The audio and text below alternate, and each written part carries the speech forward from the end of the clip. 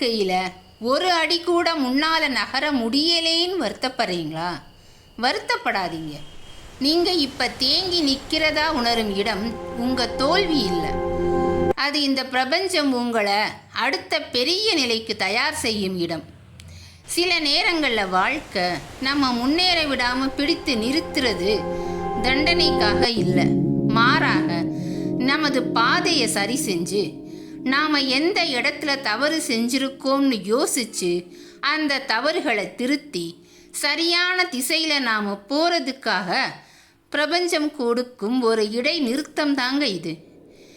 நீங்களே நகர முடியாமல் இருப்பது பலவீனம் இல்லை, அது உங்களுக்குள்ள ஏதோ ஒரு பெரிய மாற்றத்தை பிரபஞ்சம் அமைதியாக உருவாக்கிக்கிட்டே இருக்கிறதுக்கான அடையாளம். ஒரு மரம் உயரமாக வளரும்போது முதல்ல அதன் வேர்கள் தான் ஆழமாக மண்ணுக்குள்ளே போகும், வெளியே எந்த மாற்றமும் தெரியாது. அதுபோலத்தான் பிரபஞ்சம் இப்போ உங்கள் அடித்தளத்தை வலுப்படுத்திக்கிட்டே இருக்கு. நீங்கள் இன்று ஒரு அடி கூட எடுத்து வைக்க முடியலைனாலும் நாளைக்கு நீங்கள் எடுத்து வைக்கும் ஒவ்வொரு அடிக்கு பின்னாலும் இந்த பிரபஞ்சத்தின் முழு ஆதரவும் சக்தியும் இருக்கும்.